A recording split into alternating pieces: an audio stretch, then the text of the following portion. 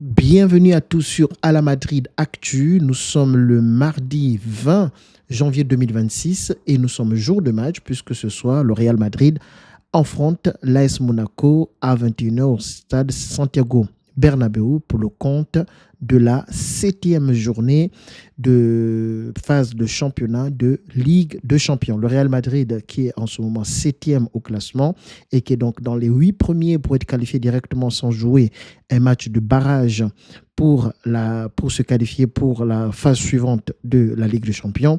Et l'AS Monaco qui est à la 17e place, donc qui est dans les 24 premiers et donc qui va devoir, pour l'instant, dans cette position, devoir disputer un match de barrage pour accéder à l'étape suivante, donc au huitième de finale de la Ligue des Champions. Nous commençons donc aujourd'hui par la revue de presse avec AS qui titre aujourd'hui leader de la passe, donc leader de paix, donc il parle de Kylian Mbappé, qui fait référence à sa conférence de presse qu'il a eue hier, donc à l'occasion de ce match de Ligue des Champions.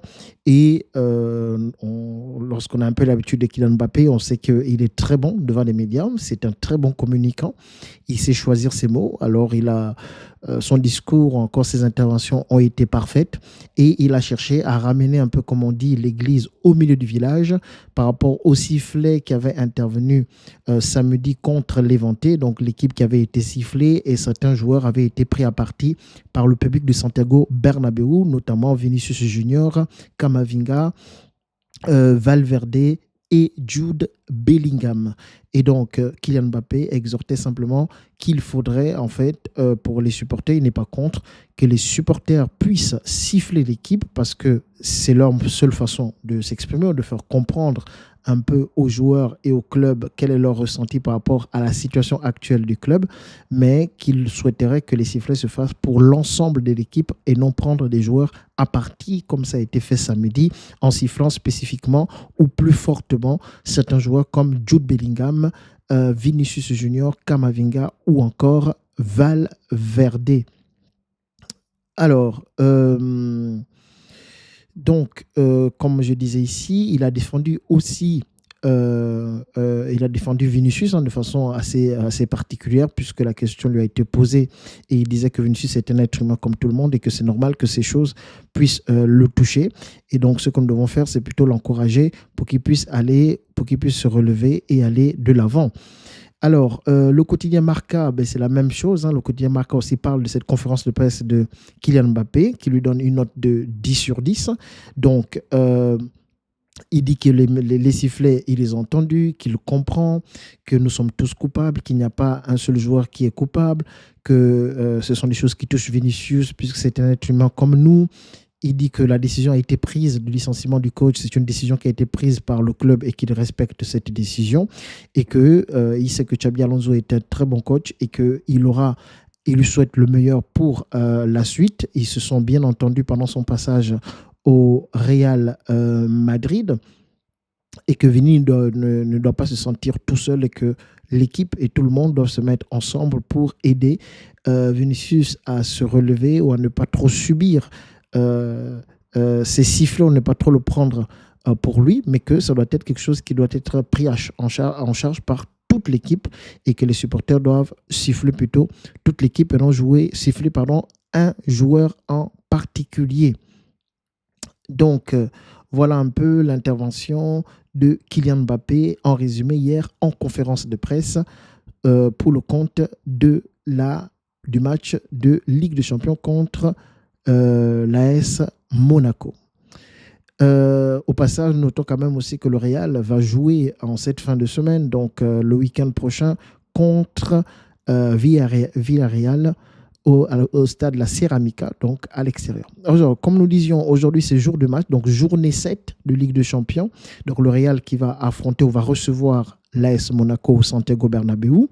Alors, À l'occasion de ce match, les joueurs convoqués, vous avez la liste de convoqués ici. Nous avons pour les gardiens de but, nous avons Courtois, Lunin, Fran Gonzalez.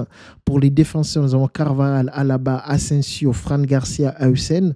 Nous avons pour les milieux de terrain Bellingham, Camavinga, Valverde, Tchouameni, Arda Güler, Dani Ceballos, Paul Fortini et Mosé-Rano qui sont des joueurs de la Castilla. Et nous avons en attaque Vinicius Junior, Mbappé, Gonzalo Garcia et Mastan Poueno. Alors, on constate bien qu'il y a quelques absents. Alors, les absents à noter pour ce match. Donc, comme nous l'avons dit, nous avons Paul Fortini et Daniel Mesonero, plutôt, qui ont été appelés en équipe première, qui viennent de la Castilla. Et pour les joueurs de l'équipe première qui sont absents, nous avons Militao qui est toujours blessé, dont le retour se fera autour du mois de mars. Carreras qui est suspendu et donc qui sera absent. Donc, ce qui fait que sur le côté gauche, il va falloir trouver une solution. Ferland Mendy qui est toujours blessé. Trent qui l'est aussi, mais dont le retour ne devait plus tarder. Rudiger aussi qui continue à avoir des petits pépins physiques et donc qui n'a toujours pas fait son retour. Brahim Diaz qui est bien sûr à la CAN et que nous espérons qui est censé être de retour mercredi. Mais vous connaissez un peu le contexte dans lequel se trouve Brahim Diaz en ce moment, en espérant qu'il nous revienne mentalement et psychologiquement réparé ou encore ayant récupéré des émotions fortes qu'il a eu à subir lors de cette CAN et notamment lors de la finale de la CAN contre le Sénégal. Et enfin, Rodrigo également qui est absent pour des problèmes physiques. Donc, on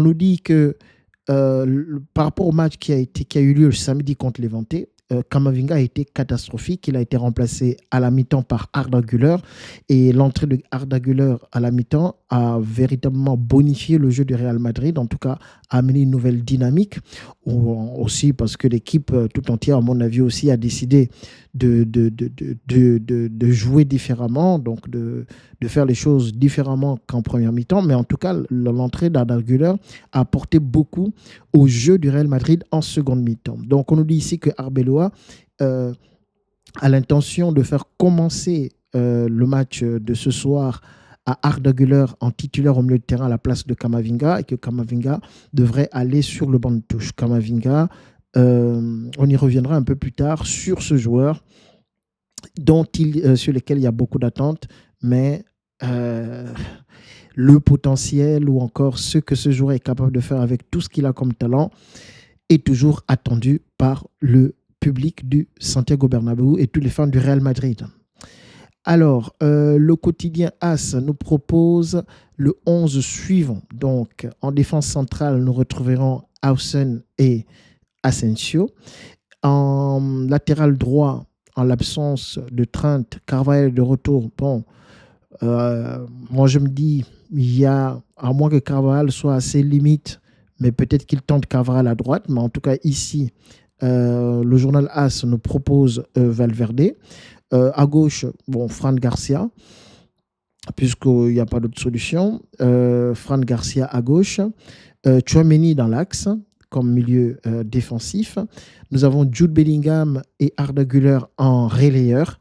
Mais je préfère que Bellingham soit un peu plus bas, comme ça a été fait en deuxième mi-temps contre Levante, et Güler derrière les attaquants ici pour qu'il puisse faire profiter de son pied, de son envie de jouer rapide, de passer les ballons, de trouver les ouvertures pour faire des passes, pour dynamiser le jeu du Real Madrid dans cette zone du terrain. Donc pour moi, Güler doit être un peu plus haut, Bellingham peut-être faire un double pivot avec Tchouameni, mais en tout cas Bellingham un peu plus en retrait, parce que si on les met les deux comme ça en relayeur un peu plus haut, j'ai peur que Bellingham et Güler se marchent un peu dessus comme ça a été lorsque Xabi Alonso était là et qu'il les alignait ensemble. Sur le côté gauche, nous retrouvons Vinicius Junior, puisque Arbeloa nous a bien signifié que Vinicius, sauf blessure, sauf catastrophe vraiment extraordinaire, mais il est censé être titulaire tous les matchs et d'ailleurs jouer toutes les minutes, à moins que lui-même ne demande à être changé. Mais par rapport à ce qu'a dit Arbeloa, nous comprenons que venant de lui-même Arbeloa, Vinicius ne sera pas changé, quelle que soit sa prestation, puisqu'il dit que s'il est comment dire ça, apte et qu'il a la forme qu'il a aujourd'hui, ou il fait des prestations comme celles qu'il fait aujourd'hui, il ne sera pas remplacé. Donc voilà. Et aujourd'hui, on sait que Vinicius n'est pas au sommet de sa forme. On sait qu'il y a parfois des bons matchs, mais les mauvais matchs sont bien plus nombreux que les bons matchs. Et si dans cette forme, il ne va pas le remplacer, alors bien sûr que finalement, il ne le remplacera jamais, il ne le mettra jamais sur le banc, sauf indisponibilité pour suspension ou blessure ou demande express du joueur à être remplacé. Dans l'axe, nous retrouvons Kylian Mbappé, comme ça a été samedi contre Levante, et à droite, Gonzalo Garcia. Bon, Gonzalo Garcia, ce n'est pas son poste. Jouer à droite, il l'a fait samedi, on a bien vu que ça n'a pas marché à la mi-temps, il l'a remplacé. Donc, je ne sais pas si As repropose ça en se disant il va refaire la même chose, mais je me dis le mieux, c'est peut-être de mettre simplement Mastantuono ici à gauche. Ou sinon passer en 4-4-2, donc faire entrer Camavinga dans le milieu de terrain à la place ici d'Arda Güler et mettre Arda Güler derrière Vinicius et Mbappé. Donc voilà, je pense que ce serait peut-être même le meilleur 11, sortir Gonzalo, parce que Gonzalo ici, il ne sert strictement à rien, donc ça ne sert à rien de le mettre, ou mettre Mastantuono à sa place et puis voir ce que ça donne, et au cas où ça ne marcherait pas, changer. Faire sortir Mastantuono, faire entrer Camavinga, faire montrer Güler pour qu'il soit tout seul derrière Vinicius et Mbappé, et Camavinga, Bellingham serait derrière lui et Tchouaméni devant la défense. Bien, donc ça c'est la proposition du 11 de As. Alors Marca propose Courtois dans les buts, Valverde, bon, comme As également. À droite, Asensio, Hausen, Fran Garcia, Tchouaméni, Bellingham, Güler, Mastantuono, Mbappé et Vinicius. Voilà. Donc ici, Marca met plutôt à la place de Gonzalo, mettre Mastantuono. C'est déjà un peu plus logique par rapport à ce que nous avons vu samedi. Ce serait bizarre qu'il répète 2 fois la même composition, sachant que celle de samedi n'a pas fonctionné. Donc ici, c'est un peu plus cohérent. Mais au cas où, on pourrait toujours remplacer Mastantuono par Camavinga et faire un 4-4-2 et de telle sorte que Güler soit derrière Mbappé et Vinicius Junior. Alors, parlons de Camavinga. Le journal As nous dit ici que Camavinga touche le fond. Le milieu de terrain français a été remplacé à la mi-temps après une première période décevante. Il semblait surclassé par Levante. Donc voilà, c'est le match disputé ce samedi par le Real Madrid contre Levante à domicile, et Camavinga a été catastrophique. Bon, ça peut arriver qu'un joueur passe à côté de son match, mais Camavinga, on attend toujours l'explosion de ce joueur. Il a du potentiel, il a des bonnes qualités, il arrive à montrer des bonnes phases de jeu, il sait porter le ballon, il est capable de casser les lignes, il a une certaine percussion, il a une certaine technique, balle au pied, il peut conserver les ballons, il peut faire monter rapidement les ballons, il est physique également. Donc beaucoup de qualités que Camavinga peut essayer de mettre au service de l'équipe en s'améliorant. Donc il faut vraiment qu'il se mette, je ne sais pas, est-ce que c'est du travail? Vous savez qu'il a beaucoup de pépins physiques, mais un joueur, quand on l'achète, qu'on lui fait signer un contrat, c'est pour qu'il joue. Donc ça commence à devenir problématique. Je pense peut-être que nous sommes à un tournant de sa carrière au Real Madrid. À mon avis, si cette saison, il continue à montrer des prestations qui sont décevantes et qu'il n'arrive pas à manifester le potentiel que l'on voit en lui, peut-être que ça peut être compliqué pour lui l'été prochain. Si le Real décide de faire le grand ménage, il pourrait être peut-être en danger dans ce sens. Donc voilà, Camavinga, ça devient de plus en plus décevant, en espérant qu'il réagisse assez rapidement.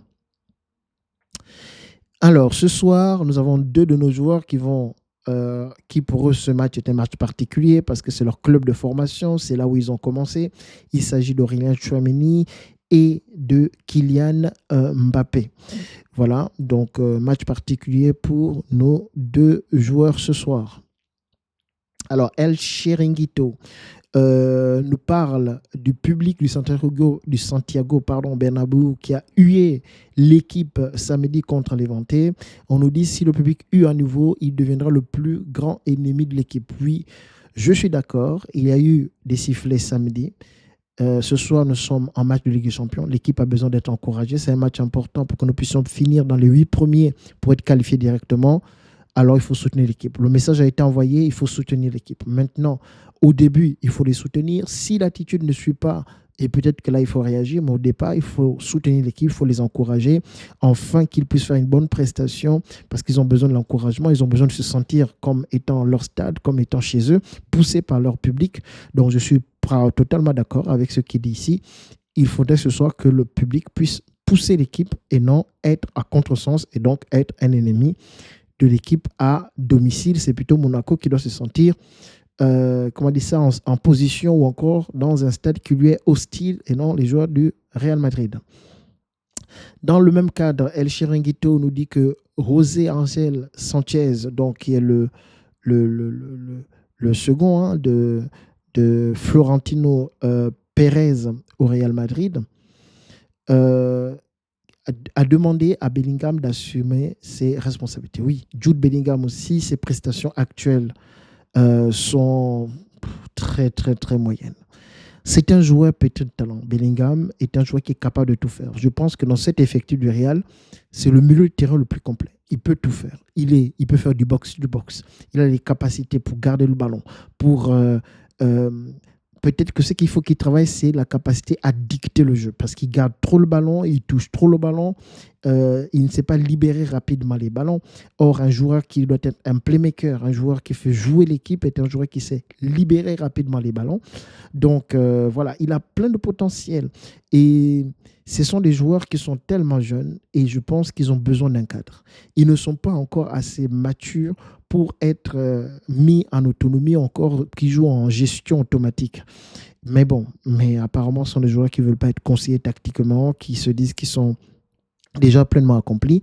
Mais Bellingham, il doit en effet assumer ses responsabilités. Il a été acheté pour qu'il puisse prendre une place prépondérante dans ce milieu de terrain, dans cette équipe. Et donc, il faut qu'il le fasse. Il faut qu'il prenne la place qui est la sienne, qu'il doit prendre dans cette équipe et se positionner comme un joueur qui fait jouer son équipe ou qui porte le jeu de son équipe. Alors, Alvaro Benito nous dit, face à Levante, Vinicius s'est battu et a prouvé qu'il était capable de renverser la situation, notamment en seconde période, lorsque l'équipe a haussé le ton.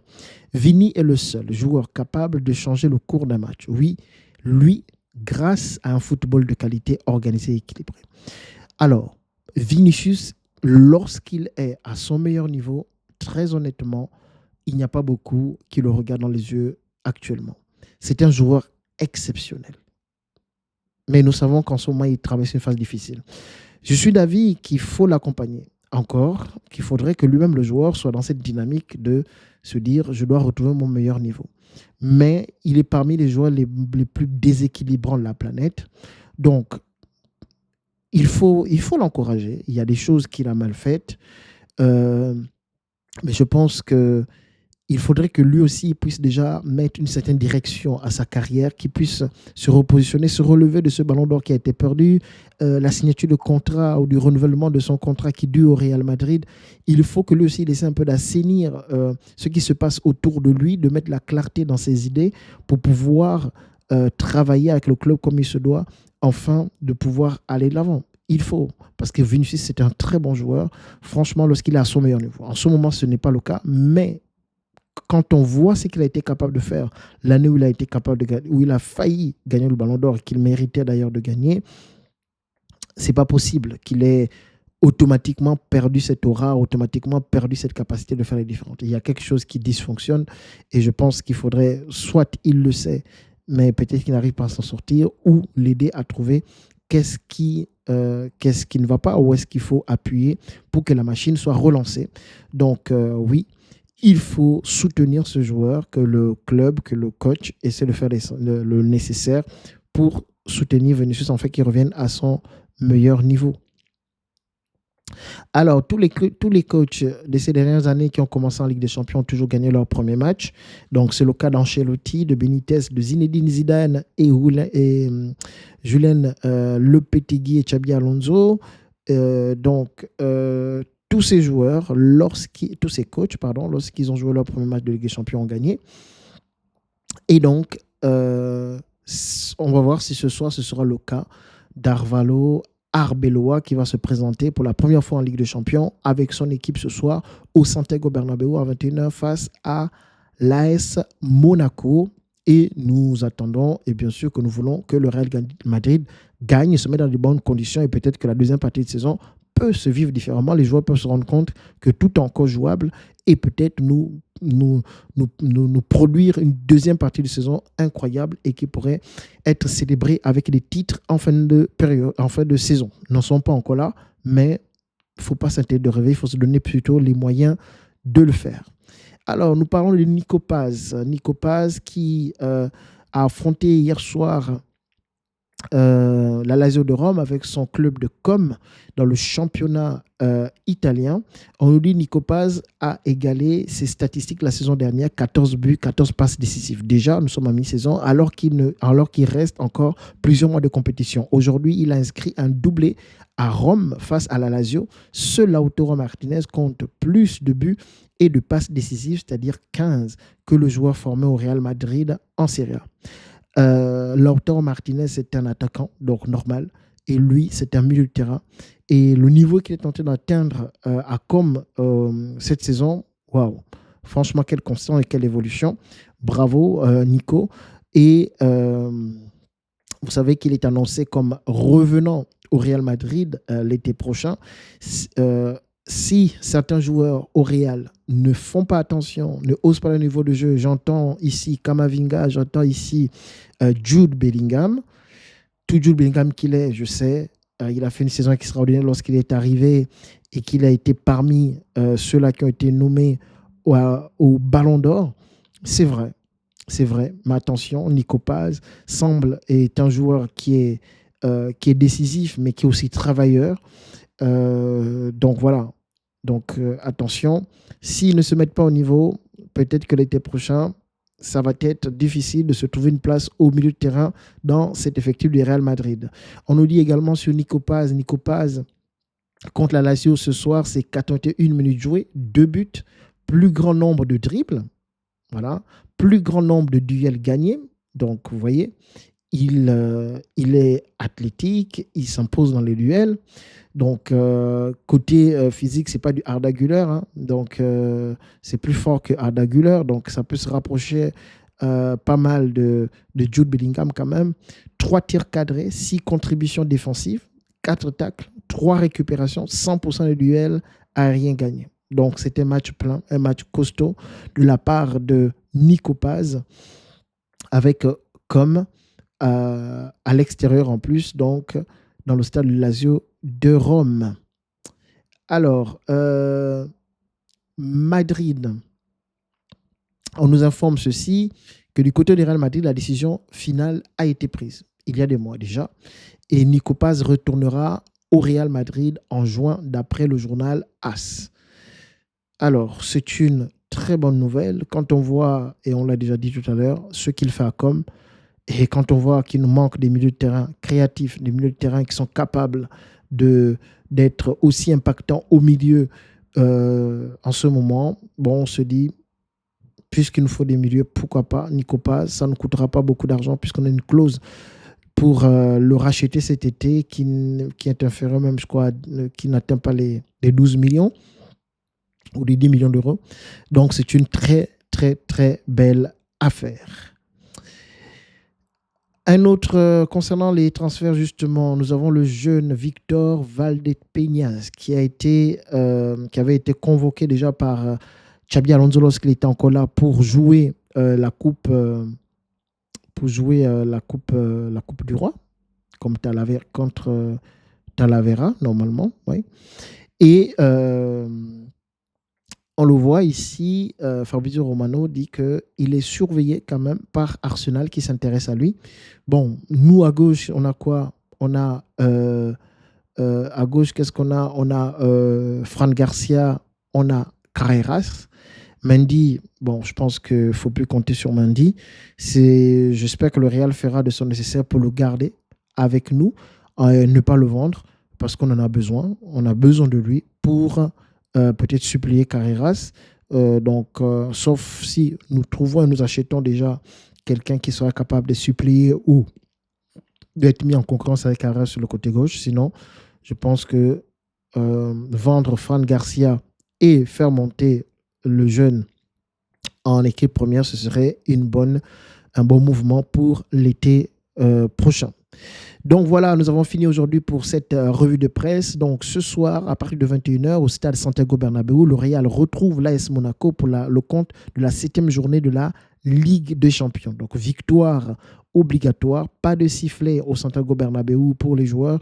On encourage les joueurs parce qu'on veut gagner des points, on veut rester dans ces 8 premiers pour être qualifié directement en 8e de finale de Ligue des Champions et ne peuvent disputer de match de barrage, en espérant que les joueurs entrent sur le stade avec la bonne attitude. On a vu des bonnes séquences de jeu dans la deuxième mi-temps contre l'Éventé, des bonnes séquences de jeu, des sorties de balles avec Ceballos quand il est rentré, il a fait beaucoup de bien, en espérant que nous puissions voir la même chose lors de cette rencontre contre l'AS Monaco ce soir à partir de 21h.